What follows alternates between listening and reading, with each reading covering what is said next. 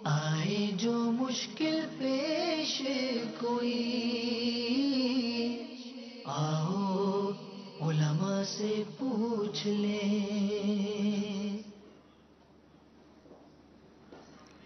الحمد للہ رب العالمین والصلاة والسلام علی سید المرسلین اما بعد فاعوذ باللہ من الشیطان الرجیم بسم اللہ الرحمن الرحیم الصلاة والسلام علیک یا رسول اللہ وعلی آلک واصحابک یا حبیب اللہ الصلاة والسلام علیک یا نبی اللہ وعلی آلک واصحابک یا نور اللہ۔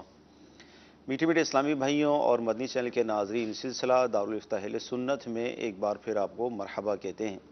ابتداً درود پاک کی فضیلت عرض کی جاتی ہے کہ فرمان مصطفیٰ صلی اللہ تعالیٰ علیہ وسلم ہے کہ جو دن بھر میں 1000 مرتبہ درود پاک پڑھے گا وہ مرے گا نہیں جب تک جنت میں اپنی جگہ نہ دیکھ لے۔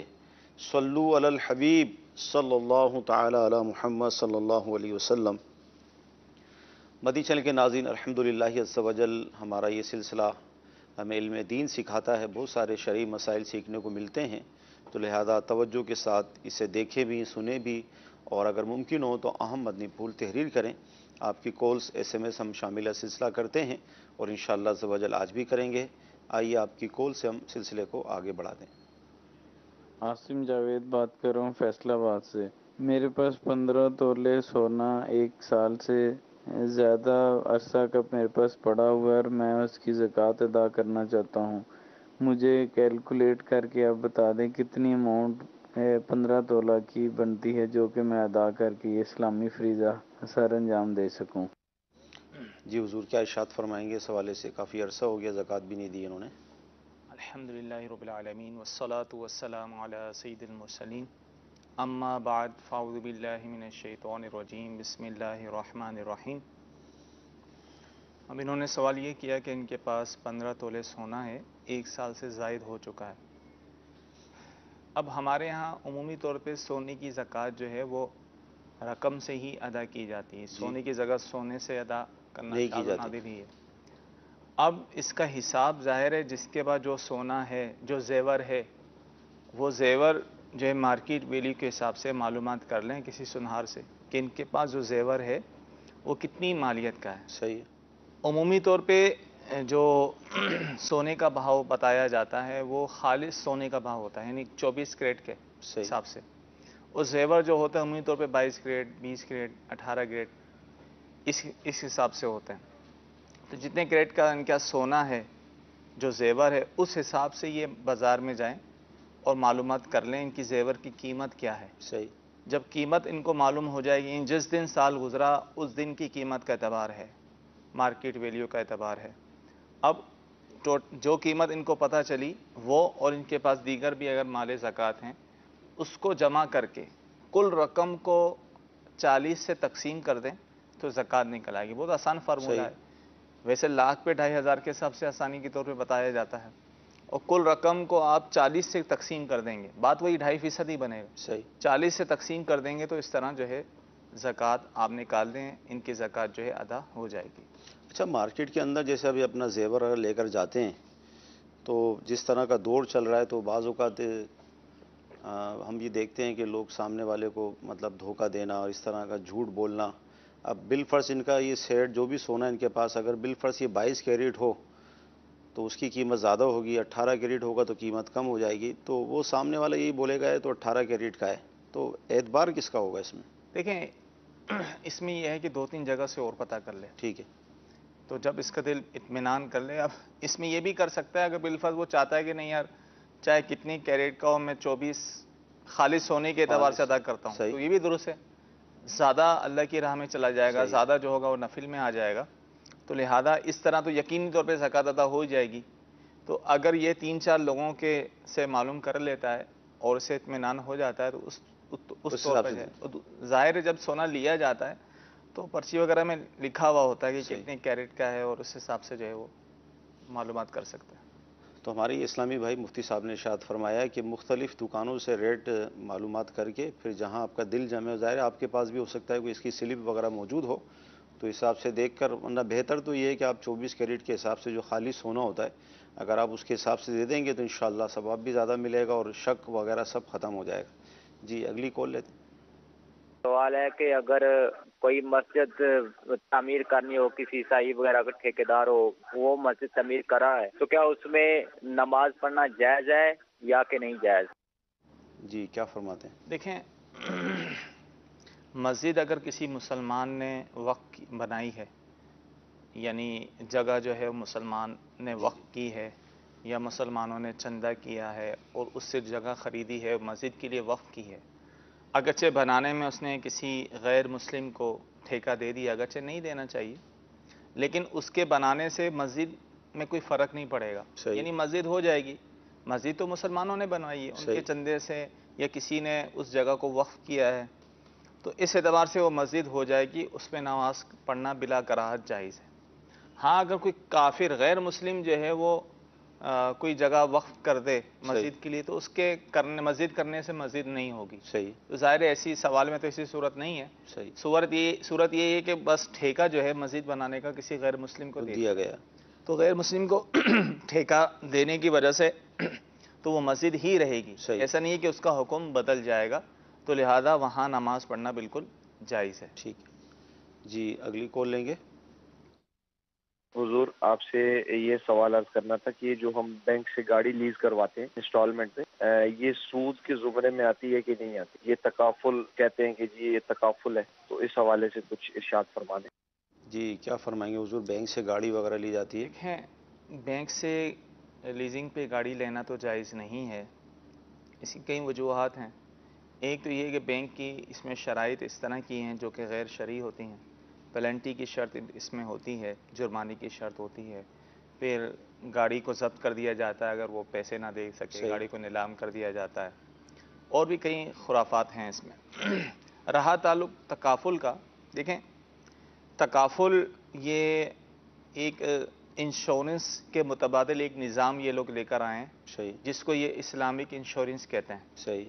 اگرچہ ہمارا یعنی دارالفتہ اہل سنت کا ان سے اتفاق نہیں، یعنی ہم تکافل کی بھی اجازت نہیں دیتے. اس میں بھی کچھ معاملات ہیں، تو اس وجہ سے ہم تکافل کی بھی اجازت نہیں دے رہے، یعنی کسی قسم کا تکافل بھی نہیں کروا سکتے. تو لہذا اس طور پر بینک سے جو ہے وہ گاڑی لینا جائز نہیں ہے. صحیح. اسی طرح بینک سے جو ہے وہ ہائر پرچیز کی صورت میں جو ہے گاڑی لی جاتی ہے، وہ بھی صورت جائز نہیں. ٹھیک ہے. مزید کال لیں گے. میرا یہ سوال ہے کہ کیا کپڑے پر تھوک گرنے سے یا ناک سے پانی کپڑے پر گرنے سے کپڑے ناپاک ہو سکتے ہیں یا نہیں؟ جی حضور کیا ارشاد فرمائیں گے؟ دیکھیں، تھوک میں اگر خون وغیرہ غالب نہیں ہے تو تھوک تو پاک ہوتا ہے. صحیح. ٹھیک ہے نا. تو وہ اگر کپڑوں پہ لگ جائے تو وہ کپڑے بھی پاک ہوں گے، ناپاک نہیں ہوں گے. اسی طرح ناک سے جو پانی بہہ رہا ہے اس میں جو خون وغیرہ نہیں ہے، ایسے نزلے کی صورت میں جو پانی بہتا ہے تو وہ بھی پاک ہے. وہ بھی اگر کپڑوں میں گرتا ہے تو کپڑا بھی اس صورت میں پاک ہوگا، ان کپڑوں میں نماز بھی پڑھی جا سکتی ہے. اچھا، خون کا جیسا آپ نے تذکرہ فرمایا تو خون کی مقدار وغیرہ بھی اس میں ہوگی یا مطلق؟ ہاں مقدار ہوگی. اب خون غالب ہے یہ کیسے پہچانا جائے گا کہ تھوک بالکل سرخ ہو جائے، لال ہو جائے. ٹھیک ہے نا. تو یہ خون غالب ہونے کی پہچان ہے. اور تھوک جو ہے اگر زرد ہو یعنی پیلا ہو تو اس کا مطلب یہ ہوتا ہے کہ خون غالب نہیں ہے، تھوک غالب ہے. صحیح. تو خون اگر غالب ہو یعنی تھوک بالکل سرخ ہو چکا ہو، صحیح، اس صورت میں ظاہر ہے وہ ناپاک ہوگا، وہ کپڑوں پہ لگے گا تو ناپاک ہوگا. ٹھیک ہے. کچھ ایس ایم ایس بھی ہم شامل سلسلہ کرتے ہیں. ایس ایم ایس یہ ہے کہ ایصال ثواب جو ہم کرتے ہیں کسی کو، تو کیا ایک دفعہ کرنے کے بعد وہ ختم ہو جاتا ہے، دوبارہ اس کو ہم کر سکتے ہیں؟ دیکھیں، ثواب کسی کو پہنچانے سے ثواب ختم نہیں ہوتا. صحیح. یعنی آپ نے جو قرآن پاک پڑھا یا جو بھی ذکر و اذکار کیا، نماز پڑھی، اس کا ثواب اگر آپ کسی کو پہنچاتے ہیں تو ثواب پہنچانے چاہے ہم کتنے کو ہی ثواب پہنچائیں، پوری امت کو ہی ثواب کیوں نہ پہنچائیں، صحیح. ثواب پہنچانے والے کے ثواب میں کوئی کمی نہیں آئے گی، بلکہ اللہ کی رحمت سے یہ امید ہے کہ جتنے لوگوں کو اس نے ثواب پہنچایا ہے اتنے لوگوں کی تعداد کے برابر انشاءاللہ اسے نیکیاں ملیں گی. اب مسئلہ یہ ہے کہ یہ تو کتابوں میں تو یہ ملتا ہے کہ ایک ہی وقت آپ پوری امت کو جو ہے ثواب پہنچا سکتے ہیں. صحیح. لیکن اب آپ نے ایک دفعہ ثواب پہنچا دیا، پوری امت کو پہنچا دیا، پھر وہی ثواب بار بار پہنچانا، تو اس کا ثبوت کتابوں سے نہیں ملتا. صحیح. تو لہذا اس سے بچنا چاہیے. صحیح. ایک دفعہ آپ نے ثواب پہنچا دیا، اب آئندہ دفعہ جو بھی عمل کریں اس کا ثواب بھی پہنچائیں. اگرچہ اس کا ناجائز یا منع ہونا بھی نہیں پڑا، صحیح، لیکن اس میں ہے کلام، احتیاط یہی ہے. احتیاط یہی ہے، کلام ہے. اور دوسری بات یہ ہے کہ اب یہ سلسلہ دور ایسا چل گیا ہے کہ ماشاءاللہ اچھی بات ہے، اِرسال ثواب کا بہت زیادہ رجحان ہے، لیکن اس میں یہ بھی ایک نقصان سامنے آ رہا ہے کہ ایک دفعہ اِرسال ثواب دے دیا اور بار بار دے رہے ہیں، تو اس کی ایک اہمیت ختم ہوتی جا رہی ہے. وہ کس طرح کہ اب ہم 200 قرآن پاک، 500 قرآن پاک، اب کسی کو ہم کہیں یار میں نے خود پورا قرآن پاک پڑھا ہوا ہے، ایک قرآن پاک کا ثواب دے دو، تو وہ تھوڑا سا کہتے ہیں یار ایک سے کیا ہوگا. تو ان کو بولا بھائی یہ خود پڑھا ہے، ابھی میں نے ختم کیا ہے، ختم قرآن کیا ہے، اس کا ثواب میں بچاتا ہوں. تو وہ 200 قرآن پاک، 500 قرآن پاک وہ کون سے ہوتے ہیں؟ انہوں نے خود نہیں پڑھے ہوئے ہوتے. صحیح. انہوں نے بھی کسی سے لیے ہوتے ہیں، امتحان کسی کے لیے لیے ہوں گے، تو وہ پھر کئی سالوں سے وہی تقسیم کرتے جا رہے ہیں. جو ان کے پاس آ رہا، ہاں بھائی 200 آپ کو دے دیے، 112 آپ کو دے دیے، اتنے آپ کو دے دیے. تو یہ ایک جگہ دیکھا تو باقاعدہ سنا تھا کہ پورا ایک پرچہ ہوتا تھا. صحیح. وہ ہر دفعہ کسی کا انتقال ہوتا ہے تو وہی پرچہ اِرسال ثواب کا تقسیم ہوتا ہے کہ بھئی اتنے قرآن پاک، حالانکہ وہ کسی دور میں پڑھے گئے ہوں گے. بلکہ ہوتا بھی یہی ہے کہ میں نے کچھ آپ سے لے لیے، کچھ ان سے لے لیے، کچھ ان سے لے لیے، میرے پاس اکٹھے ہو گئے، میں نے کر دیا. اب سامنے والا کیا سمجھتا ہے؟ شاید کوئی تازہ پڑھے ہوئے ہوں گے، تو یہ سوال اگر اس کو پتہ چل جائے 12 سال سے یہی سلسلہ چل رہا ہے تو ظاہر اس کو بھی عجیب سا لگے گا. تو ایسا نہ کیا جائے. بہتر صورت یہی ہے کہ جو آپ نے پڑھا ہے ایک ہی مجلس میں، ایک ہی وقت میں آپ جس کو چاہیں ارسال کر دیں. ٹھیک ہے. جب ایک دفعہ ارسال کر دیا تو بار بار اس کا ارسال نہ کیا جائے. بہت پیاری بات مفتی صاحب نے ارشاد فرمائی. اس میں 2-3 خرابیاں لازم آ رہی ہیں. ایک تو یہ کہ مثال کے طور پہ میں نے قرآن پڑھا، اب میں وہی ایک قرآن بار بار لوگوں کو ارسال ثواب کے لیے پیش کر رہا ہوں، تو میرے اپنے پڑھنے میں اب کمی آ جائے گی کہ بس ایک پڑھ کے میں فارغ ہو گیا، دوبارہ مطلب نہیں پڑھا جائے گا، سستی ہوگی. تو بہتر یہی ہے کہ جب ایک دفعہ ہم ارسال ثواب کسی کو پیش کر دیں تو اس کو پھر ہم یہ سمجھیں کہ وہ ختم ہو گیا، پھر نئے سرے سے پڑھ کر کریں. ورنہ جس طرح مفتی صاحب نے ارشاد فرمایا کہ اس طرح مطلب خرابیاں بھی لازم آتی ہیں. اچھا حضور، دوسرا SMS یہ ہے کہ کیونکہ آج کل شوال المکرم کا مہینہ چل رہا ہے، 6 روزے اس مہینے میں خاص طور پر رکھے جاتے ہیں، تو روزے کے مسائل بھی آ رہے ہیں. آنکھ میں اگر مٹی چلی جاتی ہے تو اس سے کیا روزے میں کوئی حکم ہوگا؟ نہیں، اس صورت میں روزہ نہیں ٹوٹے. ٹھیک ہے جی. اگلی کال لیں گے سلسلے میں. جی، میرا سوال یہ ہے کہ جب تکبیر اولیٰ جب پڑھی جاتی ہے تو حی علی الصلاۃ پہ کیا دائیں طرف اور بائیں طرف منہ پھیرنا جائز ہے؟ اچھا، جائز ہے، اس حوالے سے پوچھنا چاہ رہے ہیں. تو لیکن جس طرح اذان میں جو ہے حی علی الصلاۃ جب کہا جاتا ہے تو دائیں طرف گردن گھما کر حی علی الصلاۃ کہا جاتا ہے، اور بائیں طرف گردن گھما کر حی علی الفلاح کہا جاتا ہے. تو اسی طرح اقامت میں بھی کہا جائے گا. سنت طریقہ یہی ہے کہ اقامت میں بھی اسی طرح کہا جائے کہ جب حی علی الصلاۃ کہنے لگے تو سیدھی طرف چہرہ کر کے حی علی الصلاۃ کہا جائے اور الٹی طرف چہرہ کر کے حی علی الفلاح کہا جائے. جی اگلی کال. جب امامت کرتے ہوں اور پیچھے مقتدی نماز پڑھ رہے ہو، اگر امام کی کوئی بھول ہوئی، مطلب کہ قاعدے میں بیٹھنے کی بجائے کھڑے ہو گئے، تو کیا مقتدی انہیں لقمہ دے سکتا ہے؟ جواب عنایت فرما دیجیے. جی انشاءاللہ عرض کرتے ہیں. کیا فرمائیں گے حضور؟ امام سے کوئی غلطی ہو گئی تو لقمہ کس وقت دیا جائے گا؟ یہ بھی تو علم ہے نا، اس کا ہونا ضروری ہے. انہوں نے قاعدے کی بات کی ہے. اب قاعدہ کون سا تھا، پہلا تھا یا آخری تھا؟ دیکھیں اس میں تفصیل ہے. جی. اب ظاہر ہے لقمہ مقتدی وہاں دے سکتا ہے جہاں لقمہ دینے کی اجازت ہو، جو لقمہ دینے کا محل ہو. اور جہاں لقمہ دینے کی اجازت نہیں ہے وہاں اگر لقمہ دے گا تو لقمہ دینے والے کی نماز ٹوٹ جائے گی. صحیح. اب جیسے مثال کے طور پہ جیسے انہوں نے بھی کہا قاعدہ اولا کو ہم لے لیتے ہیں. صحیح. اگر امام جو ہے 4 رکعت والی نماز تھی اور قاعدہ اولا میں بیٹھنا بھول گیا اور سیدھی تیسری رکعت میں جو ہے وہ کھڑا ہو گیا اور بالکل سیدھا کھڑا ہو گیا، سیدھا کھڑا ہونے سے بعد پیٹھ سیدھی ہو گئی. صحیح. اب امام کا واپس جب بالکل سیدھا کھڑا ہو گیا، پیٹھ سیدھی ہو گئی، تو اب اس کا لوٹنا جائز نہیں ہے. صحیح. اس کا لوٹنا اب جائز نہیں ہے. تو اب کوئی لقمہ دے گا کوئی مقتدی، تو گویا کہ وہ ایک امر ناجائز کے لیے لقمہ دے رہا ہے، یعنی ایک ایسے کام کے لیے لقمہ دے رہا ہے جائز ہی نہیں ہے. جائز نہیں. یعنی امام کا خود بھی لوٹنا جائز نہیں ہے جب بالکل سیدھا کھڑا ہو گیا، قاعدہ اولا چھوڑ کر، تو اب لقمہ دینے والی کی نماز ٹوٹ جائے گی. صحیح. اگر امام نے اس کا لقمہ لیا تو اور پھر بیٹھ گیا تو امام کی بھی نماز ٹوٹ جائے گی. وہ کیوں؟ کیونکہ اس نے اب ایسے شخص کا لقمہ لیا جو نماز میں نہیں ہے، کیونکہ اس کو لقمہ لیتے ہی وہ نماز سے تو نکل گیا، ٹوٹ گئی. اب اس نے غیر نمازی کا لقمہ لیا اور واپسی لوٹا تو لقمہ لینے کی وجہ سے اس کی نماز فاسد ہو گئی. صحیح. امام کی نماز فاسد ہوئی تو سب کی فاسد ہوئی. فاسد ہو گئی. اب اگر یہ صورت تھی، امام اگر پورا سیدھا کھڑا نہیں ہوا تھا، یعنی پیٹھ سیدھی نہیں ہوئی تھی، اگرچہ نیچے ٹانگیں سیدھی ہو گئی تھی، پیٹھ میں کچھ خم باقی تھا، جھکاؤ تھا، اور پھر لقمہ دیا، صحیح، تو اس میں ہے اختلاف. لیکن فتویٰ اس پر ہے کہ جو ہے اس صورت میں لقمہ دینا جائز ہے. ٹھیک ہے. اور امام جو ہے واپسی آ سکتا ہے، اور اس صورت میں سجدہ سہو جو ہے وہ واجب ہوگا. صحیح قول اس میں ہے اختلاف، تو ہو سکتا ہے کسی کو تھوڑا سا وہ، کیونکہ یہ فتویٰ جو ہے تفصیلی فتویٰ دارالفتہ اہل سنت کی جو ایب ہے اس میں بھی آ چکا ہے. ٹھیک ہے. تفصیلی فتویٰ دو، ایک مختصر فتاویٰ ہے تحریری اور ایک تفصیلی فتاویٰ ہے. صحیح. اس میں یہ نماز کے اندر یہ فتویٰ ہے تو اس کا ضرور مطالعہ جن کے پاس ہو وہ کریں. ہو سکتا ہے پہلے کتابوں میں کچھ اور لکھا ہو تو اب ان کو اور سمجھ میں آئے، کیونکہ ظاہری روایہ فتویٰ اسی پر ہے کہ اگر امام بالکل سیدھا کھڑا نہیں ہوا تھا، پیٹھ میں جھکاؤ تھا، اب لقمہ دیا اور امام بیٹھ گیا تو لقمہ دینا جائز تھا. امام بیٹھ گیا پھر آخر میں اسے سجدہ سہو واجب ہوگا. اسی طرح ابھی پیٹھ میں خم تھا، جھکاؤ تھا، اس نے لقمہ اس وقت دیا تھا مقتدی نے، اتنے میں وہ سیدھا کھڑا ہو گیا. صحیح. تو اس صورت میں بھی لقمہ دینا اس کا جائز تھا.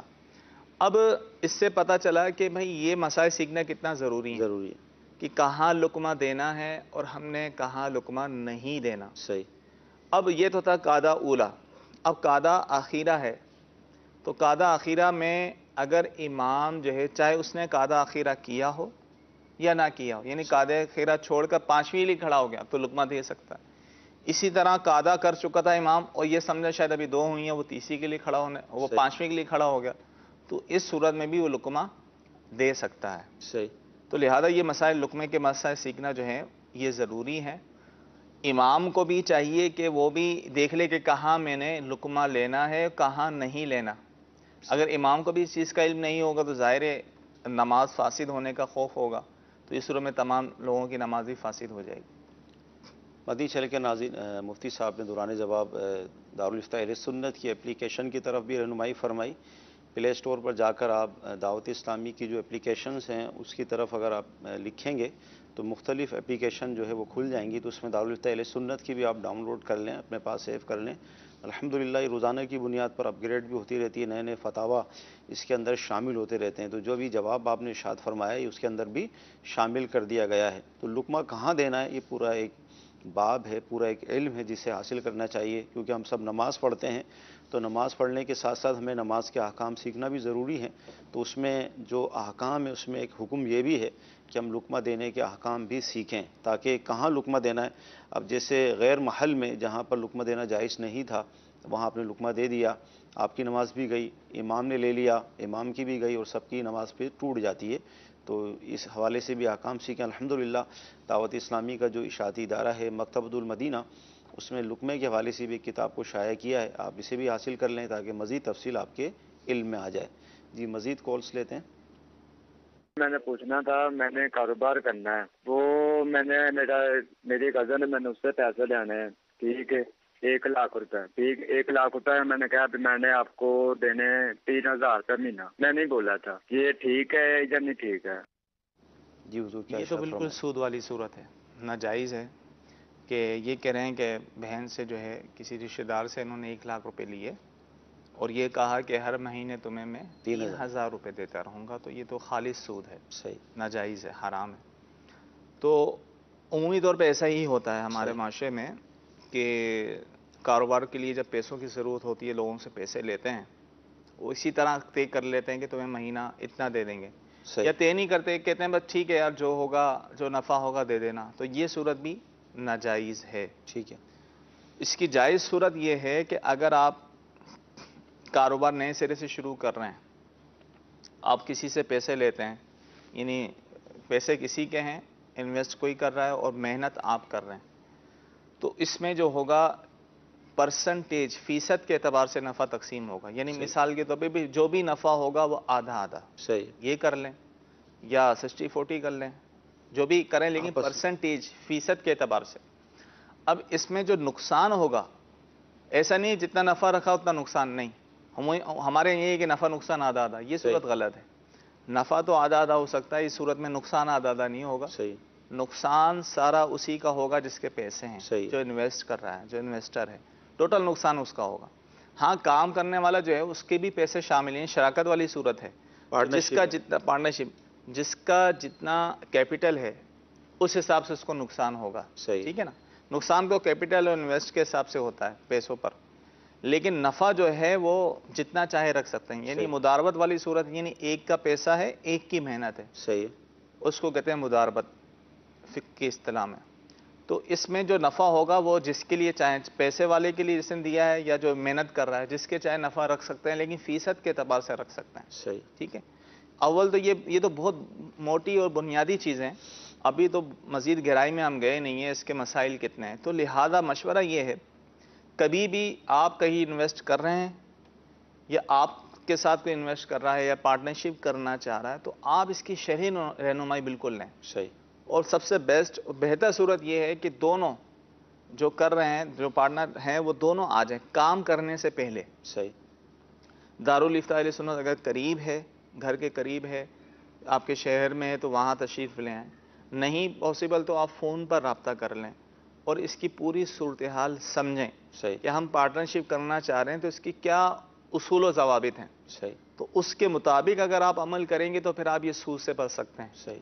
ورنہ بہت مشکل ہے. قدم قدم یہ مسئلہ ایسا ہے کہ قدم قدم پہ رہنمائی. یہ ایسا نہیں کہ شروع میں آپ پوچھ کے چلے گئے اور آسان, بلکہ کہیں بھی مزید انویسٹ کرنا ہے, کوئی معاملہ آ رہا ہے, کوئی نقصان والی صورت آ رہی ہے, کچھ بھی آ رہا ہے, تو رہنمائی لیتے رہیں. صحیح. قدم قدم پر رہنمائی لیتے رہیں گے تو پھر خطا سے بچیں گے انشاءاللہ.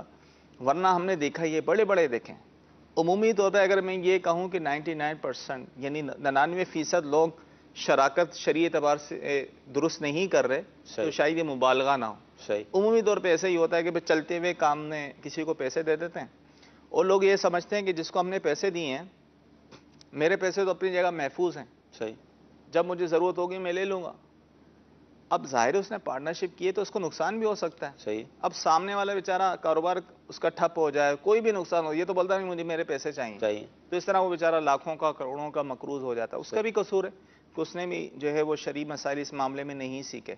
تو لہذا اگر یہ صورت ہو, ذہن یہ ہو کہ بھائی میں نے جو پیسے دیے مجھے پورے پورے ملیں گے, محفوظ ہیں وہ, پھر تو یہ سود ہے, یہ قرض پر نفع ہے. صحیح. حدیث میں ہے کلو قرض جرى منفع فهو ربا كما قال, کہ ہر وہ قرض جس سے نفع حاصل ہو وہ سود ہوتا ہے.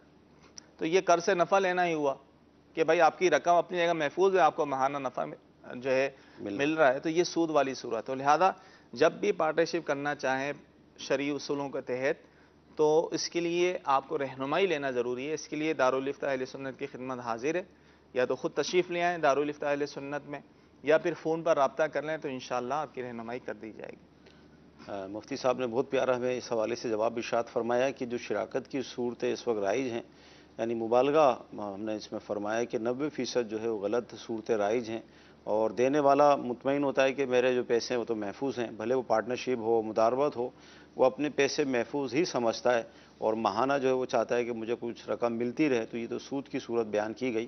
تو لہذا جب بھی یہ کام شروع کریں یا شروع کر چکے ہیں, ابھی بھی آپ دارالفتہ اہل سنت جو قریبی ہے وہاں پر آپ تشریف لے جائیں, اپنے سارے بیانات اس حوالے سے بیان کریں کہ جو آپ نے صورتیں رکھی تھیں, تاکہ صحیح آپ کو جواب مل جائے اور حلال روزی جو ہے وہ آپ کے پاس آئے. ایسے میں پٹی چل رہی ہے دارالفتہ اہل سنت کے نمبرز کی. جی, اس میں جو ہے وہ عید کی چھٹیوں کا ذکر نہیں ہے. ہاں, کیونکہ ان دنوں جو ہے دارالفتہ اہل سنت بند ہے. کل تک بند ہے نا, یہ جمعے تک بند ہے. اچھا, جمعہ تک بند ہے. تو انشاءاللہ ہفتے سے باقاعدہ اس کا آغاز ہوگا. جی, تو ہفتے والے دن سے کالز کریں, اگرچہ اس میں یہ لکھا ہوا ہے کہ علاوہ جمعہ, ہو سکتا ہے کل کوئی صبح انہی اوقات میں کال کرے تو کہہ رہے بھائی نمبر تو بن جا رہا ہے. تو ابھی دارالفتہ اہل سنت کی چھٹیاں ہیں, جمعہ تک انشاءاللہ ہفتے سے اس کا آغاز ہوگا, تو انشاءاللہ پھر فون پر رابطہ کر سکتے ہیں. ٹھیک ہے, ٹھیک ہے. اچھا, ایسے میں یہ ہے شوال کے روزے جو چل رہے ہیں اس حوالے سے کہ اگر پہلا روزہ کسی کا چھوٹ گیا تو کیا اب وہ کیا کرے, یعنی 5 رکھے گا وہ, یعنی دوسرے دن سے شروع ہو جاتے ہیں نا یہ. اچھا, ایک یہ دوسرا SMS بھی یہی ہے کہ ہر ہفتے اگر 2 رکھ لیے جائیں یوں 6 پورے کر لیں؟ دیکھیں پہلی بات تو یہ ہے کہ عید کے دوسرے دن سے ہی روزے رکھنا ضروری نہیں. ٹھیک ہے. جو شوال المکرم کے 6 روزوں کی جو فضیلت آئی ہے ضروری نہیں ہے کہ آپ دوسرے دن سے ہی رکھیں. صحیح. پورے مہینے میں 6 روزے پورے کرنے ہیں. ٹھیک ہے. اب وہ آپ چاہیں تو ایک ساتھ رکھ لیں. صحیح. یا چاہیں تو چھوڑ کے رکھیں. اور بہتر صورت یہی ہے، افضل چھوڑ کے رکھیں کہ چھوڑ کے رکھا جائے. صحیح. دوسرا انہوں نے کہا کہ بھئی ہفتے میں 2 دن بالکل، جیسے پیر اور جمعرات کا رکھ لیں. ٹھیک ہے. سنت بھی ہے پیر کے دن کا روزہ رکھنا، تو پیر اور جمعرات کا رکھ لیں. اس طرح 6 روزے پورے کر لیں، یا کسی بھی دن کا اپنی سہولت کے حساب سے رکھ لیں. تو کنٹینیو رکھنا اور عید کے دوسرے دن سے ہی رکھنا یہ ضروری نہیں ہے. چھوڑ کے شوال المکرم کے پورے مہینے میں 6 روزے پورے کرنے ہیں، انشاءاللہ فضیلت حاصل ہوگی. بہت فضائل ہیں مدنی چینل کے ناظرین ان روزوں کی. یعنی حدیث کا مفہوم یہ ہے کہ جس نے رمضان کے روزے رکھے اس کے بعد 6 شوال کے رکھے تو گویا اس نے زمانے بھر کے روزے رکھے. اور ایک روایت کا مفہوم یہ ہے کہ گویا اس نے پورے سال کے روزے رکھ لیے، کیونکہ ایک نیکی کا ثواب 10 گنا ہے. تو 30 رمضان کے روزے ہوئے، اس کے 300 دن کے برابر ہو گئے، اور 6 روزے یہ 60 روزوں کے برابر ہو گئے. تو یوں مطلب بہت فضائل ہیں ان روزوں کے. اور ابھی ہماری عادتیں بھی باقی ہیں، ظاہر ہے وہ جو ہم نے 30 روزے رکھے تو بڑا مطلب آسانی کے ساتھ ہم رکھ سکتے ہیں. تو کوشش فرمائیں مدنی چینل کے ناظرین، شش عید کے روزے بھی رکھیں. اللہ تعالیٰ ہمیں توفیق عطا فرمائے. اچھا، یہ اسلامی بہنوں کی طرف سے SMS ہے، نیل پالش جو لگائی جاتی ہے اس حوالے سے اس کا ارشاد فرمائیں، کیا حکم ہے؟ دیکھیں نیل پالش لگانا تو جائز ہے، ٹھیک ہے، لیکن اس میں مسئلہ یہ ہے کہ نیل پالش جب لگاتے ہیں تو اس کی تہ جم جاتی ہے. تو لگانے کے بعد وضو اور غسل کریں گے تو ظاہر ہے اس کے نیچے پانی نہیں پہنچے گا تو وضو غسل نہیں ہوگا. تو وضو غسل کے لیے ظاہر ہے پھر اسے اتارنا پڑے گا. اب اتارنے بھی آ گیا، اب تو نیل پالش اس طرح کی بھی آ گئی ہے، پلاسٹک کی ایسے اتر جاتی ہے. صحیح. اور دوسری والی بھی اگر لگائی ہے تو اب وہ تھنر وغیرہ کے ذریعے سے بھی آسانی سے اتر سکتی ہے. تو اگر لگاتی بھی ہیں تو وضو کے لیے پھر اسے اتارنا ہوگا، اس کے بغیر ان کا وضو نہیں ہوگا. ٹھیک ہے جی. مزید کورس لیتے ہیں سلسلے میں. دیکھیے شہر جبل پور سے دلشاد اتاری بول رہا ہوں. میرا مفتی صاحب کی بارگاہ میں یہ سوال ہے کہ امام کے پیچھے نماز پڑھ لیتے اور قاعدہ آخرہ میں التحیات، قاعدہ اولیٰ میں التحیات کے بعد درود ابراہیم تھوڑا بہت پڑھ لیے، اور امام چونکہ التحیات کے بعد کھڑے ہو جاتے، تو مقتدی اگر درود ابراہیم تھوڑا بہت پڑھ لیے ہیں تو کیا وہ سجدہ سہو اس پر لازم ہوگا، یا امام کے ساتھ وہ بھی سلام پھیر دے؟ برائے کرم جواب ارشاد فرما دیجیے. امام کے پیچھے جو واجبات چھوٹ جاتے ہیں کیا حکم ہوگا؟ دیکھیں قاعدہ اولیٰ میں جو ہے وہ عبدہ و رسولہ تک ہی پڑھنا ہوتا ہے، اس کے بعد نہیں پڑھنا چاہیے. لیکن کوئی مقتدی اگر بھولے سے پڑھ رہا ہے اور یعنی درود پاک پڑھ لیا پھر اسے یاد آیا، تو ایسی صورت میں اس پر سجدہ سہو واجب نہیں ہوگا، کیونکہ امام کے پیچھے اس طرح کی بھول ہو جائے تو وہ معاف ہوتی ہے. صحیح. لہذا اس پر سجدہ سہو واجب نہیں ہوگا. یہ بھی امام کے ساتھ جو ہے وہ سلام پھیر دے گا. یعنی اگر شروع سے ہی امام کے ساتھ شامل ہوا ہے تو امام کے ساتھ سلام پھیر دے گا. تو اگر یہ مسبوق تھا، اس کی ایک یا 2 رکعتیں چھوٹ گئی اور اس طرح کی بھول ہوئی ہے تو اسے اپنی نماز میں بھی سجدہ سہو کرنے کی حاجت نہیں ہے. یعنی جب وہ امام کے سلام پھیرنے کے بعد اپنی نماز پڑھے گا، جو رکعتیں رہ گئی ہیں، تو اس کے آخر میں بھی وہ سجدہ سہو نہیں کرے گا، کیونکہ امام کی امامت کی حالت، اقتداء کی حالت میں اس سے بھول ہوئی ہے تو یہ معاف ہے، اس پر سجدہ سہو واجب نہیں. ٹھیک ہے جی. اگلی کال. مفتی صاحب کی بارگاہ میں سوال ہے کہ عید کے موقع پر مہمان گھر پر آتے ہیں اور بچے کے ہاتھ میں عیدی دے کر چلے جاتے ہیں، تو رہا یہ کہ وہ عیدی کی رقم بچوں کے ابو یا بچوں کے امی اپنے ذاتی کام میں اس رقم کو لے سکتی ہیں یا نہیں؟ برائے کرم اس حوالے سے رہنمائی عطا فرمائیں. السلام علیکم ورحمۃ اللہ وبرکاتہ. وعلیکم السلام ورحمۃ اللہ وبرکاتہ. جی حضور کیا فرمائیں گے؟ مسئلہ تو ہے. ہمارے یہاں عرف تو یہی ہے کہ ہم کسی کے بچے کو عیدی دیتے ہیں یا کوئی ہمارے بچوں کو عیدی دیتا ہے تو ریٹرن میں تبادلہ ہوتا ہے. صحیح. یہ رشتہ داروں میں چلتا ہے کہ اس نے اس کے بچے کے 500 دیا تو یہ بھی 500 دے گا. صحیح. تو عمومی طور پہ اب ظاہر سب کو پتہ ہے کہ والدین رکھ دیتے ہیں، کثیر پیسے جمع ہو جاتے ہیں، کئی ہزار روپے جمع ہو جاتے ہیں، تو والدہ عمومی طور پہ والدہ رکھ لیتی ہیں، یہ کبھی کبھی والد بھی رکھ لیتے ہیں. تو ایسی صورت میں ایسے پیسے جو اس طرح 100-500 روپے دے کے چلے جاتے ہیں، یعنی اس طرح کا جو رواج ہے، تو یہ بچوں کی ملکیت نہیں سمجھے جائیں گے. صحیح. یہ والدین کی ہی ملکیت سمجھے جائیں گے. جب والدین کی ہی ملکیت ہیں تو اس صورت میں والدین جو ہے اسے استعمال کر سکتے ہیں. لیکن اگر جیسے دعوت اسلامی کے مدنی ماحول کی برکتیں ہیں، اگر سرات کر دی جائے کہ یہ آپ کے والد صاحب، تو یہ بہتر ہے؟ وہ بھی ایک عجیب سا لگے گا نا کہ بیٹے کو دے کے اور باپ کی طرف. یہ ہے کہ مسئلہ سمجھا دیا جائے. صحیح ہے. دیکھیں یہ چلو یہ تو عیدی کا تھا نا، بعض چیزیں ایسی ہوتی ہیں جو بچے کی ملکیت ہو جاتی ہیں. صحیح. اب کسی نے ٹوفی بچے کو دے دی. صحیح. اب یہاں تو ایک ہے کہ بھئی بچے کو ہی دینا مقصود ہے. صحیح. تو اب ٹوفی بچہ ہی کھا سکتا ہے، وہ نہ کسی کو دے سکتا ہے. بچہ جو نا بابا کے پاس آتا ہے کھول کے دو، اب بابا نے تھوڑی سی خالی پہ مسئلہ ہوگا. ہاں. اسی طرح جو ہے خود بھی ایک عمومی طور پہ مسئلہ بیان کر رہا ہوں کہ اب نیت والدین یہ رکھیں کہ ہم جو بھی چیز اپنے بچوں کے لیے خرید رہے ہیں تو مالک ہم ہی ہیں. صحیح. بچوں کو صرف استعمال کے لیے دیا. اس کا فائدہ یہ ہوگا کہ جیسے کپڑے لیے، صحیح، تو کپڑے کل کو چھوٹے پڑے جاتے ہیں، یا تو چھوٹے بچوں کو پہنا دیتے ہیں یا پھر کسی اور رشتہ داروں کے بچوں کو دے دیے جاتے ہیں. صحیح. اور جہاں بچوں کی ملکیت والی صورت ہوگی تو پھر دے نہیں سکیں گے. پھر یہ ہوگا کہ بچے کے والد اس کو خرید لیں، پھر اس کو بیچیں، آگے دے دیں. تو نیت یہ رکھیں گے ہم جو بھی چیز خرید رہے ہیں اپنے پیسوں سے، اس کے مالک ہم ہی ہیں، خود ہیں. ٹھیک ہے. سرات بھی کر دیں آپس میں بچوں کے والدین کے بھی، ہم ان کو بھی بتا دیں کہ آپ بھی جو چیز خریدیں میں بھی خریدوں گا، مالک ہم ہی رہیں گے اس کے، اور بچوں کے لیے فقط استعمال کے لیے. تو اس طرح پھر وہ صورت نہیں ہوگی. صحیح. اب ظاہر ہے بچوں کی تربیت بھی کرنی ہوتی. اب بچوں کو چیزیں ہم نے دلائی ہیں تو ہم اس ترغیباً کہہ دیتے ہیں یار فلاں کو بھی کھلاؤ، فلاں کو بھی کھلاؤ. صحیح. تو جب ظاہر مالک ہم خود ہوں گے تو ظاہر یہ تربیت بھی ہم کر سکیں گے کسی اور کو کھلانے کی. اور جہاں جو ہے بچہ خود مالک ہو گیا تو یہ کہہ بھی نہیں سکتے فلاں کو کھلا دو. صحیح. وہ کسی کو کھلا بھی نہیں سکتا. تو اس طرح صورتحال یہ رکھیں کہ مالک ہم ہی ہیں، کیونکہ مسائل اس کے بہت نازک ہیں نابالغ بچوں کے.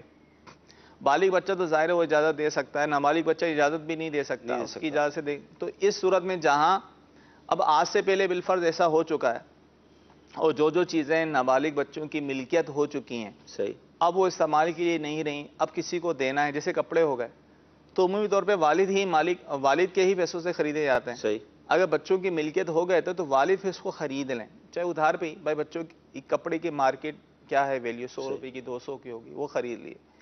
اب چاہے کسی کو دے دیں، پھر ان 200 روپے کے مزید بچے کے لیے بچے پر ہی خرچ کر دیں، بچے کے لیے کوئی سامان کوئی چیز لے کر آ جائیں. تو مسائل ہیں یہ پیچیدہ.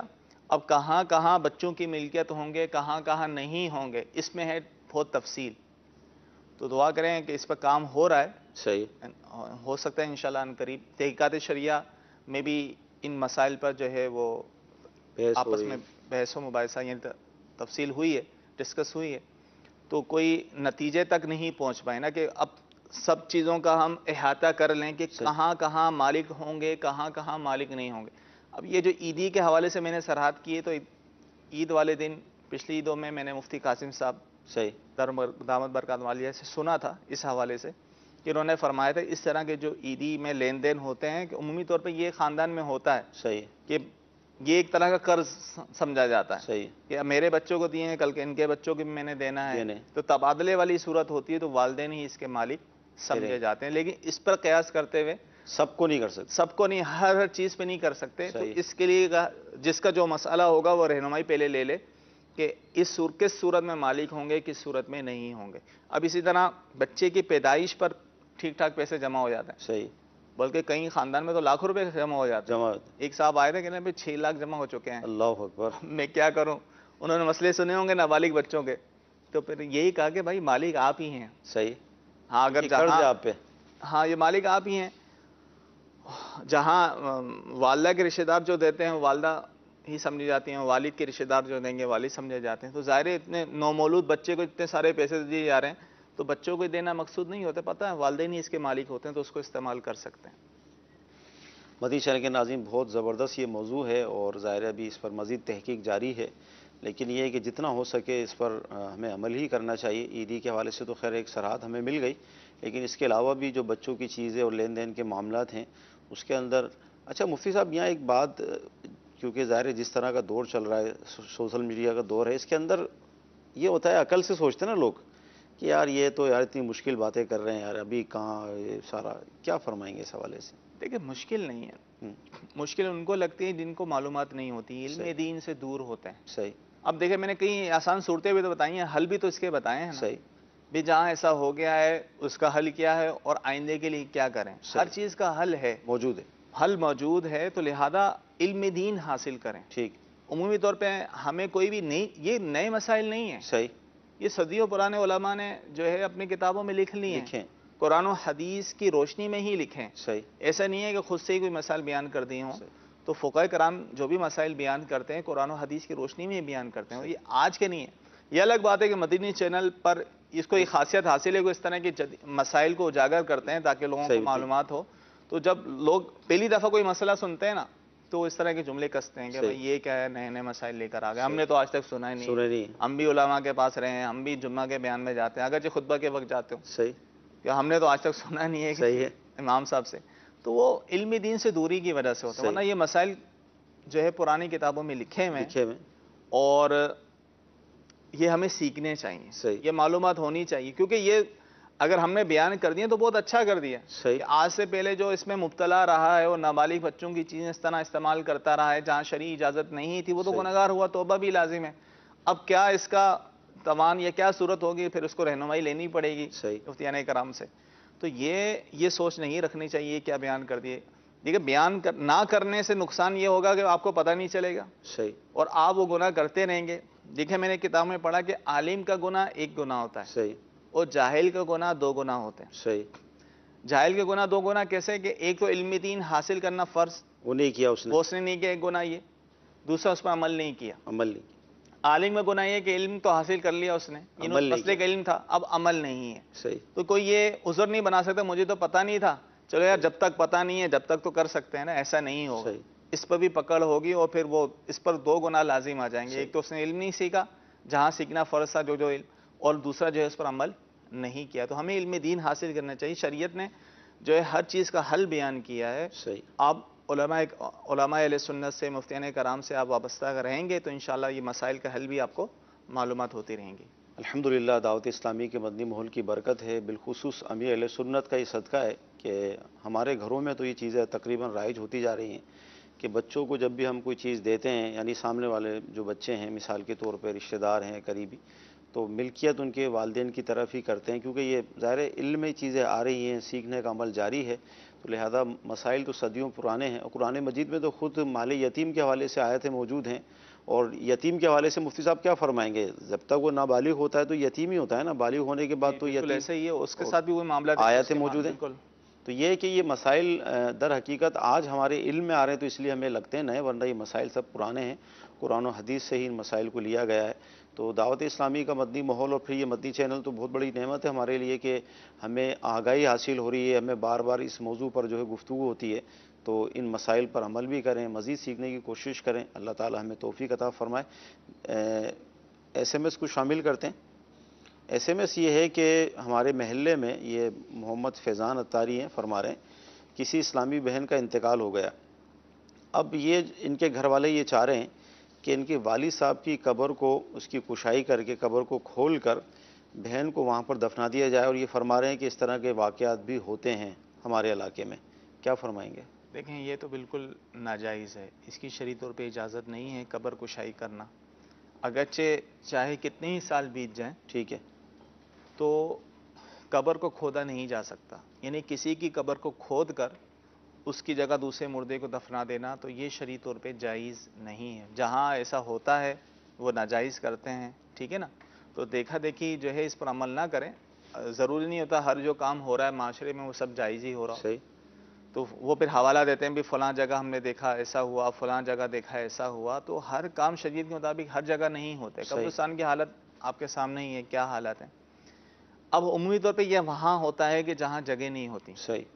قبرستان بھر چکے ہوتے ہیں اور قبرستان کے اوپر بھی مزید قبرستان بن جاتے ہیں. یعنی قبرستان پرانا ہوتا ہے اس پر مٹی ڈال دیتے ہیں اور جو قبر دب گئی اور جس کا پوچھنے والا ہے تو وہ اپنی قبروں کو اوپر کر دیتے ہیں.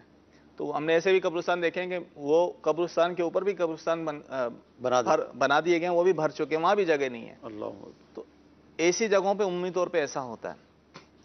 عمومی طور پہ ہوتا یہ ہے کہ کسی کے گھر میں میت ہوتی ہے وہ کوشش کرتا ہے اپنے علاقے کے قبرستان میں دفنائے، گھر کے قریب دفنائے تاکہ آنے جانے میں بھی آسانی رہے، یا پھر خاندان کے لوگوں کی وہاں قبریں ہوتی ہیں تو کوشش یہ ہوتی ہے کہ بھی ان خاندان کے لوگوں کے ساتھ جو ہے وہ دفنا دیا جائے، چاہے وہ جگہ ہو یا نہ ہو، کسی بھی طرح جو ہے قبر بنا دی جاتی ہے۔ آج کل تو قبریں جس طرح کی بنائی جاتی ہیں وہ شرعی طور پہ جائز ہی نہیں ہے، یعنی کھودا تو جاتا ہی نہیں ہے نا، مزید کھودیں گے نیچے قبر، صحیح، وہ سمجھیں گے ایسے رکھ کے چار دیواری کر دی جاتی ہے، وہ تھوڑا سا ایسے ایک بالش تھوڑا سا ایسے کھود دیا، مزید کھودتے نہیں ہیں، تو اس طرح چار دیواری کر دیتے ہیں، تو یہ صورت جائز نہیں ہے۔ اگر آپ کے گھر کے قریب قبرستان میں جگہ نہیں ہے، آپ دور دراز چلے جائیں، صحیح، عمومی طور پہ علاقوں میں ہوتے ہیں، دور دراز علاقوں میں ہوتے ہیں، تو اگرچہ آپ کو جو ہے مشقت ہوگی آنے جانے میں، تو اس میں کیا ثواب ملے گا، اچھی نیت سے جائیں گے آئیں گے، لیکن اس کی وجہ سے بھائی قبرستان میں جگہ نہیں ہے، کسی کی قبر کو کھود کر اس میں دفنا دینا، جیسے انہوں نے سوال کیا ایک والد صاحب کی قبر کو کھود کے، چاہے اپنا کسی عزیز ہی کیوں نہ ہو، صحیح، محرم ہی کیوں نہ ہو، تو اس کی قبر کو بھی نہیں کھودا جا سکتا، شرعی طور پہ جائز نہیں۔ صحیح۔ اچھا، اسی طرح یہ ایصال ثواب کے حوالے سے یہ سوال ہے کہ والد صاحب کا انتقال ہوا 3 سال ہو گئے، تو جو ان کی تاریخ تھی ڈیتھ کی جب ان کا وصال ہوا، تو اسی تاریخ پر ایصال ثواب ہوگا یا آگے پیچھے بھی ہم کر سکتے ہیں؟ دیکھیں ایصال ثواب کسی بھی دن ہو سکتا ہے، جو برسی منائی جاتی ہے، بالکل برسی آگے پیچھے آپ اپنی سہولت کے حساب سے جب بھی کریں، اس میں کوئی حرج نہیں ہے۔ ٹھیک ہے۔ اچھا، اسلامی بہنوں کے جو مخصوص ایام آئے رمضان میں، روزے جو چھوٹے، تو اب وہ شوال کے ساتھ کس طرح، یعنی شوال کے 6 روزے رکھیں تو وہی نیت کر لیں یا کیا کریں؟ دیکھیں جو قضا روزے ہیں، قضا روزوں کی الگ نیت کرنی ہوگی، اس کے الگ روزے ہوں گے، نفل روزے الگ ہوں گے، ٹھیک ہے، ایسا نہیں ہو سکتا کہ دونوں روزے ایک ساتھ ہو جائیں، یعنی شوال میں یہ قضا کی بھی روزوں کی نیت کریں اور نفل کی روزوں کی نیت کریں، ایسا نہیں ہوگا، دونوں نہیں ہوں گے، صرف قضا کے ہی روزے ادا ہوں گے، ٹھیک ہے، اور قضا کے روزوں کے لیے بھی ضروری ہوتا ہے کہ رات سے ہی نیت کی جائے، سحری کا وقت ختم ہونے سے پہلے پہلے قضا روزوں کی نیت کر لیں۔ تو اس طرح جن بہنوں کے رمضانوں میں روزے چھوٹ جاتے ہیں عذر کی بنا پر، تو انہیں یہ قضا کرنے ہوتے ہیں، تو قضا کی نیت انہیں الگ سے کرنی ہوگی، نوافل روزے الگ سے رکھنے ہوں گے۔ ٹھیک ہے۔ مدنی چینل کے ناظرین، مختلف موضوعات پر الحمدللہ ہمارے علم میں اضافہ ہو رہا ہے، مسائل ہم سیکھ رہے ہیں۔ آئیے مزید آپ کی کورس لیتے ہیں۔ سوال یہ ہے میرا کہ رمضان میں جو وہ دی جاتی ہے زکوٰۃ، وہ زکوٰۃ مجھ پہ واجب تھی، تو میں نے، میری طبیعت ٹھیک نہیں تھی ان دنوں میں، تو میں نے یہ ارادہ کر لیا تھا کہ میں رمضان کے بعد اس زکوٰۃ کو ادا کر دوں گا کسی بھی کار خیر میں یا کسی ضرورت مند کو، تو اب ایسا ہو سکتا ہے؟ سوال یہ ہے کہ یہ ایسا ممکن ہے، اس سے کوئی میں گناہگار تو نہیں ہوں گا؟ حضرت کو بتائیں کہ رمضان کا انتظار کیوں کیا اور پھر؟ جی دیکھیں محترم، مسئلہ یہ ہے کہ رمضان میں ہی زکوٰۃ فرض نہیں ہوتی، ٹھیک ہے، زکوٰۃ ہر ایک پر الگ الگ دنوں میں فرض ہوتی ہے، بندہ بس یہ غور کرے کہ میں کب صاحب نصاب ہوا تھا، میرے پاس کب اتنے پیسے آئے تھے نصاب کے برابر، 52.5 تولہ چاندی کے برابر، تو جس دن صاحب نصاب ہوئے تھے اب وہ مہینہ معلوم کر لیں کون سا تھا اسلامی تاریخ کے حساب سے، صحیح، بھئی رجب کا تھا، محرم کا تھا، ربیع اول کا تھا، رمضان کا تھا، یا کوئی بھی تھا، پھر اسلامی تاریخ بھی معلوم کر لیں، صحیح، ظن غالب کر لیا بھئی اسلامی مہینہ یہ تھا، تو اگلے سال اسی اسلامی مہینے کی تاریخ میں زکوٰۃ فرض ہوگی صاحب نصاب ہونے کی صورت میں۔ اب ان کے سوال پر آتے ہیں، اگر تو ان کا بالفرض رمضان میں ہی سال پورا ہوتا ہے، تو جس دن سال پورا ہو اب زکوٰۃ فی الفور نکالنا لازم ہوتا ہے، اب اس میں نکالنے میں جو تاخیر کریں گے تو اس صورت میں گناہگار ہوں گے، ٹھیک، تو اگر ان کا رمضان میں ہی سال پورا ہوتا ہے جس روزے میں، اب انہوں نے تاخیر کی، سوچا چلو رمضان کے بعد نکالو، اس صورت میں یہ گناہگار ہوئے، زکوٰۃ تو انہوں نے نکالنی ہے لیکن ساتھ ساتھ توبہ بھی کرنی ہوگی، تو ان کو مشورہ یہ اول تو غور کر لیں۔ اصل یہ بہت ایک مسئلہ ہے کہ ہر کوئی یہی سمجھتا ہے کہ رمضان کا مہینہ ہے ہی زکوٰۃ کا، ایسا نہیں ہے، زکوٰۃ کا مہینہ یہ رمضان کا مہینہ نہیں ہے، اگرچہ لوگ رجب شعبان رمضان میں زکوٰۃ نکالتے ہیں، ہر ایک غور کرے کہ اس پر زکوٰۃ فرض کب ہوتی ہے، طریقہ یہی ہے۔ اب مثال کی عورت غور کرے گا، وہ کیسے، اس کے پاس سونا آیا، اب وہ دیکھے اس کی شادی کب ہوئی، صحیح، یہ ڈیٹ معلوم ہوتی ہے، انگریزی ڈیٹ تو معلوم ہوتی ہے، اس کو پھر اسلامی تاریخ معلوم کرنا بھی بہت آسان ہے کہ اس سال میں اسلامی تاریخ کون سی تھی، مہینہ کون سا تھا اور تاریخ کون سی تھی، جس دن نکاح ہوا تھا ظاہر اسی دن وہ مالک ہوئی، تو اس طرح اس کے لیے آسانی ہو، اب وہ وہی اسلامی ڈیٹ اسلامی تاریخ، وہ کوئی بھی مہینہ ہو رمضان کے علاوہ، یا رمضان یا کوئی بھی مہینہ ہو، تو عمومی طور پہ رمضانوں میں تو شادیاں کم ہی ہوتی ہیں، صحیح، رمضان کے علاوہ اور مہینوں میں شوال میں یا کسی بھی مہینے میں شادی ہوئی تو نکاح ہوا، تو اس صورت میں اس وقت وہ مالک ہوئی، تو اب ہر سال اسی اسلامی تاریخ کے حساب سے اسے زکوٰۃ نکالنی ہوگی، جبکہ نصاب کے برابر سونا وغیرہ ہو۔ صحیح۔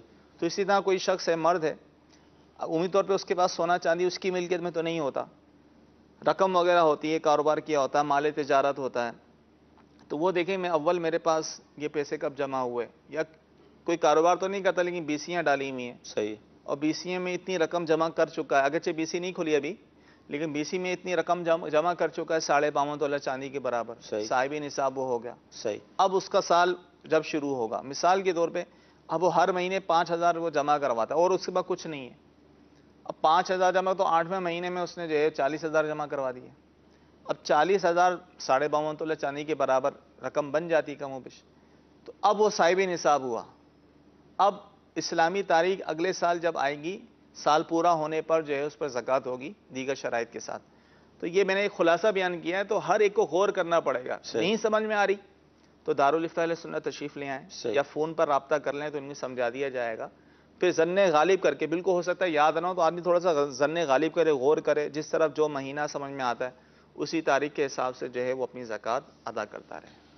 تو ہمارے اسلامی بھائی جنہوں نے کال کی تھی کہ رمضان میں زکوٰۃ نہیں دے سکے، تو شوال میں تو زکوٰۃ آپ کو دینی ہی ہے، لیکن آپ کا اصل مہینہ کیا ہے، رمضان ہے، شوال ہے، شعبان ہے، رجب ہے، یہ آپ پہلے غور کر لیں، اور جو مہینہ آپ کا زکوٰۃ کا بنے گا آپ نے اسی مہینے میں زکوٰۃ دینی ہے، تاخیر کریں گے تو گناہ گار ہوں گے۔ رمضان میں اگر زکوٰۃ نہیں دی کسی عذر کی وجہ سے تو وہ آپ تو شوال میں دیں، لیکن اپنا اصل مہینہ آپ سرچ کریں کہ وہ کون سا بنتا ہے، اسی میں آپ کو ہر سال زکوٰۃ دینی ہوگی، اور مزید جو مفتی صاحب نے تفصیل بتائی ہے اس پر غور کر لیں۔ اگلی کال لیں گے۔ ہم ادھر ایران میں مچھلی کے کام کرتے ہیں، سمندر میں جاتے ہیں مچھلی پکڑنے، یعنی مچھلی پکڑنا جائز ہے ناجائز ہے، یعنی پکڑنا چاہیے کہ نہیں چاہیے کام کرنے کے لیے؟ جی حضور، آپ لوگ مچھلیاں پکڑتے ہیں تو ہمیں ملتی ہیں نا، کیا فرماتے ہیں؟ صحیح بات ہے، دیکھیں کاروبار کے غرض سے یہ ایک مچھلیاں پکڑتے ہیں، اس میں کوئی حرج نہیں ہے، بالکل جائز۔ وہ جو ممانعت ہے وہ اسی شوقیہ طور پہ شکار کر رہے ہیں، اگرچہ بازار سے بلکہ تازی مچھلیاں بھی مل جاتی ہیں، وہ بھی خرید سکتے ہیں، صحیح، وہ ایک شوقیہ طور پہ جو ہے وہ شکار کرتے ہیں، تو وہ یہ جائز نہیں ہے، لیکن غذا کے لیے، کاروبار کے لیے، ذریعہ معاش جن کا یہ ہو وہ مچھلیاں پکڑتے ہیں تو یہ بالکل جائز ہے، ان کی روزی بھی بالکل حلال ہے۔ انڈسٹری ہے تو مچھلیوں کے حوالے سے الحمدللہ اس طرف بھی جو پورٹ ایریا ہے وہاں پر دعوت اسلامی کا بھی مدنی کام، جامعۃ المدینہ ہم وہاں جاتے ہیں وزٹ کے لیے، تو ہزاروں لانچیں اور اس طرح کا پورا ایک نظام ہے، تو باقاعدہ یہ جائز ہے۔ لیکن شوقیہ جو شکار ہے، اچھا شوقیہ شکار بھی کریں، مثال شکار کر رہے ہیں لیکن جو مچھلی پکڑی وہی اب کھا بھی رہے ہیں، تو اب وہ دیکھ لے کہ وہ کس لیے جا رہا ہے۔ اچھا، عمومی طور پہ جو لڑکے سر مل کے جاتے ہیں ایک شوق کے طور پہ جاتے ہیں، ٹھیک، مچھلی کھانا ہی مقصود ہو تو بازار پہ مل جائے گی، اچھی اچھی مچھلیاں مل جاتی ہیں، آدمی فشری وغیرہ چلا جائے، وہاں چلا جائے، تازی مچھلیاں تازی تو مثال کے طور پہ ہوتی چند لڑکے گئے اور جا کے انہوں نے مچھلیوں کا شکار بھی کیا اور وہاں پر انہوں نے اس کو مطلب فرائی بھی کیا، کھایا بھی، اور پھر وہ گھر والوں کے لیے لے کر آ گئے۔ جی دیکھیں، اگر مقصد صرف کھانا ہو، غذا کے لیے ہم بھائی مچھلیاں پکڑیں گے، تازی تازی کھائیں گے تو وہ تو جائز ہے، ٹھیک ہے، لیکن ایک تفریح کے طور پر جو ہے اس کو نہ بنایا جائے، وہ اسے بیٹھے رہتے ہیں کناروں پہ، بھائی مچھلی پکڑ لی، ایک مقابلہ ہوتا ہے، بھائی میں نے کون مچھلی پکڑے گا، یہ کرے گا، تو اس طرح کی صورت درست نہیں ہے۔ جی اگلی کال۔ مرید حسین اطاری عرض کر رہا ہوں، حضور آپ کی برگاہ میں میرا سوال یہ ہے کہ میں پاکستان میں رہ رہا ہوں تقریباً 18-20 سال سے، کم و بیش میں انگلینڈ یو کے جاتا ہوں، پراپرٹی میری پاکستان میں بھی ہے اور یو کے میں بھی ہے۔ جب میں یو کے میں جاؤں تو اگر 6-7 دن رہوں تو میں مسافر ہوں کہ یہ مقیم ہوں؟ اور دوسری بات یہ ہے جب میرے بچے پاکستان میں آتے ہیں میرے پاس، اگر وہ 10-12 دن رہتے کیا وہ مسافر ہیں کہ مقیم ہیں؟ مہربانی فرما کے اگر جواب دے دیں تو آپ کا بہت بھلا ہوگا۔ جی ان کا وطن اصلی کون سا ہوگا؟ جی اگر تو انگلینڈ میں انہوں نے مستقل رہائش رکھ لی ہے، ٹھیک ہے نا، جیسے عمومی طور پہ پاکستانی جو ہیں انگلینڈ میں کافی ہیں اور وہ وہاں مستقل انہوں نے اپنی رہائش کر لی ہے، وہاں ان کو ظاہر ہے پرماننٹ ویزا، وہاں کے شہری ہو چکے ہیں، اگر وہ وہاں کے شہری ہو چکے ہیں اور مستقل انہوں نے وہاں رہائش اختیار کر لی ہے کہ ہم یہیں رہ رہے ہیں، یہاں سے جانا نہیں ہے، اگرچہ کچھ دن کے لیے پاکستان آ جاتے ہیں لیکن رہائش مستقل وہاں ہے، تو وہ پھر ان کا وطن اصلی بن گیا۔ اب وہ پاکستان آئیں گے 10-12 دن کے لیے تو یہاں مقیم نہیں ہوں گے، مسافر ہوں گے، اگرچہ ان کی یہاں پراپرٹی بھی ہو۔ صحیح، جو ہے اعلیٰ حضرت علیہ رحمہ جد الممتار میں جو فرمایا اس کے مطابق یہی ہے، اگر انہوں نے مستقل رہائش وہاں اختیار کر لی ہے تو اب یہ پاکستان میں ان کا وطن اصلی نہ رہا، صحیح، اب یہاں آئیں گے 15 دن سے کم قیام کے لیے، تو یہاں پر جو ہے وہ مسافر ہوں گے، اور وہاں جائیں گے، وہاں چونکہ مقیم ہے، مستقل رہائش اختیار کر لی ہے، تو اس صورت میں وہاں جو ہے وہ پوری نماز پڑھیں گے۔ مزید اگر انہوں نے تفصیلات پوچھنی ہو تو پھر یہ فون پر بھی رابطہ کر سکتے ہیں۔ ٹھیک ہے۔ روزے کا جو کفارہ ہے، ابھی انہوں نے کفارہ لکھا ہے، شاید فدیہ کا یہ پوچھنا چاہ رہے ہیں، ایک دفعہ میں دے سکتے ہیں یا اس کو ہم کچھ حصوں میں دے سکتے ہیں؟ دیکھیں اگر فدیہ کہنا چاہ رہے ہیں، جی، فدیہ وہ ہوتا ہے کہ بھائی جو ضعیف شخص جو ہوتے ہیں جی، روزے نہیں رکھ پاتے بڑھاپے کی وجہ سے، تو ان کا فدیہ دیا جا سکتا ہے۔ تو فدیے کی رقم ایک ساتھ بھی دے سکتے ہیں، ساری کی ساری ایک ہی فقیر کو دے دی یا ٹکڑے ٹکڑوں میں دے دی، جائز ہے۔ اور کفارے والی صورت ہو، کفارہ یہ ہوتا ہے کہ بھئی روزہ رکھ کے توڑ دیا، تو اس میں پھر اول تو یہ ہوتا ہے کہ جس نے جان بوجھ کے روزہ توڑ دیا اور کفارے کے شرائط پائی گئے تو اس کو 60 روزے رکھنے ہوں گے، ٹھیک ہے، لگاتار کفارے کے 60 روزے رکھنے ہوں گے، اور ایک روزہ قضا کا رکھنا ہوگا، 61 روزے۔ تو اسے روزے، اب جو روزے رکھ ہی نہیں سکتا، یعنی ظاہر ایسا تھا اس میں طاقت ہی نہیں، قدرت ہی نہیں ہے، پھر اس کی صورت یہ ہے کہ وہ 60 مسکینوں کو کھانا کھلائے، صحیح، ٹھیک ہے نا۔ اب 60 مسکینوں کو کھانا کھلائے، یا وہ رقم دینا چاہے اس حساب سے وہ رقم دے دے، تو ایسی رقم پھر وہ 60 مسکینوں کو ہی دینی ہوگی۔ لیکن یہاں پر ایک تو شیخ فانی والی صورت ہے کہ جو اتنا ضعیف ہے کہ اب وہ اس کی طبیعت بحال نہیں ہوگی، لیکن جو ہٹا کٹا ہے، جوان ہے، اس نے روزہ رکھ کے توڑ دیا۔ عموم دیکھیں جو رمضان کے روزے رکھ سکتا ہے تو 60 روزے بھی رکھ سکتا ہے، ایسے جو رکھ کے توڑ دیتے ہیں نا، جب انہیں بتایا جاتا ہے 60 روزے نہیں، 60 روزے تو بہت مشکل، وہ چاہتے ہیں کہ 60 فطرے دے کر ہم فارغ فارغ ہو جائیں گے، ہم یہ دے دیں گے، تو اس طرح نہیں ہوگا، انہیں روزے ہی رکھنے پڑیں گے۔ اب وہ چاہے وہ گرمیاں چھوڑ کے سردیوں میں رکھ لیں، لیکن کنٹینیو 60 روزے لگاتار انہیں جو ہے وہ رکھنے ہوں گے۔ یہ جو اسلامی بھائی جنہوں نے SMS کیا ہے 60 فطرے دے کر وہ فارغ ہونا چاہ رہے ہیں یا کسی کی طرف سے پوچھ رہے ہیں، تو ان سے میری مدنی التجا ہے کہ وہ دارالفتہ اہل سنت چلے جائیں، وہاں پر مفتی صاحب سے ملاقات کر کے صحیح طرح اپنا مسئلہ بیان کر کے جواب حاصل کر لیں، کیونکہ جو جوان ہے، یعنی شیخ فانی کی تعریف پر جو صادق نہیں آتا، اس کے لیے یہ نہیں ہے کہ وہ 60 مطلب یہ کہ مثال 6000 روپے دے کر وہ فارغ ہو جائے، اس کو 60 روزے ہی یعنی پے در پہ 2 مہینے کے روزے اور ایک قضا پلس کر کے یہ رکھنے ہوں گے۔ لہذا میری آپ سے مدنی التجا ہے کہ اس کے لیے آپ مفتی صاحب سے رجوع کریں تاکہ آپ کا جو مسئلہ ہے پراپر وہ حل ہو جائے۔ ایک SMS اور لیں گے، 2 سال سے اوپر بچوں کو دودھ پلانا، اس میں کیا حکم ہے؟ دیکھیں بچے کی عمر جب 2 سال ہو جائے اسلامی تاریخ کے حساب سے، تو اب اسے دودھ پلانا جائز نہیں، حرام ہے۔ بچہ ہو یا بچی، تو ماں جو ہے اسے 2 سال کی عمر تک دودھ پلا سکتی اسلامی تاریخ کے حساب سے، اس سے زیادہ جو ہے وہ دودھ پلانا اسی بچے کو جس کی عمر 2 سال ہو چکی ہے تو یہ جائز نہیں ہے۔ ٹھیک ہے مدنی چینل کے ناظرین، الحمدللہ رمضان شریف سے پہلے جمعرات کو جو ہمارا سلسلہ تھا وہ عصر کی نماز کے بعد ہوا کرتا تھا۔ انشاءاللہ کل جمعرات ہے تو کل عصر کی نماز کے بعد سلسلہ ہوگا، اور جمعرات کو کیونکہ دعوت اسلامی کے اجتماعات ہوتے ہیں مغرب کی نماز کے بعد، تو مغرب کے بعد اجتماع کا سلسلہ ہوگا، تو انشاءاللہ کل ہمارا سلسلہ 6:45 پر انشاءاللہ شروع ہوگا۔ سلسلے میں آخری کال ہم شامل کرتے ہیں۔ اگر نماز کے اندر سورہ فاتحہ میں تکرار ہو جائے کسی آیت کی تو کیا نماز ختم ہو جائے گی؟ سورہ فاتحہ میں کسی آیت کی تکرار ہو جائے 2 دفعہ ہم نے اگر اس کو پڑھ لیا، اس میں نماز فاسد نہیں ہوگی۔ ٹھیک ہے مدنی چینل کے ناظرین، سلسلہ ہوا، بہت اہم مسائل ڈسکس ہوئے، زکوٰۃ کے حوالے سے، اسی طرح روزے کے حوالے سے اور بھی مسائل ہوئے، تو اللہ تعالیٰ کی بارگاہ میں دعا کرتے ہیں کہ اللہ تعالیٰ آج کا سلسلہ اپنی بارگاہ میں قبول فرمائے، جو ہم نے سنا ہے، جو سیکھا ہے، اس پر عمل کرنے کی توفیق عطا فرمائے، آمین۔ صلو علی الحبیب صلی اللہ تعالی علی محمد۔ گزارے کیسے زندگی، آؤ علماء سے پوچھ لیں، آئے جو مشکل پیش کوئی، آؤ علماء سے پوچھ لیں۔ مدنی چینل لا رہا ہے اپنے ناظرین کے لیے ایک منفرد اور انوکھا سلسلہ آج رات 10 بجے۔ اس سلسلے میں ہوں گے نگران شورا حاجی عمران اتاری، رکن شورا عبدالحبیب اتاری اور وہ حضرات جن کے ذریعے آپ تک پہنچی رمضان المبارک اور عید سعید کی بہترین ٹرانسمیشن براہ راست مدنی چینل پر۔ درس نظامی عالم کورس میں داخلے کے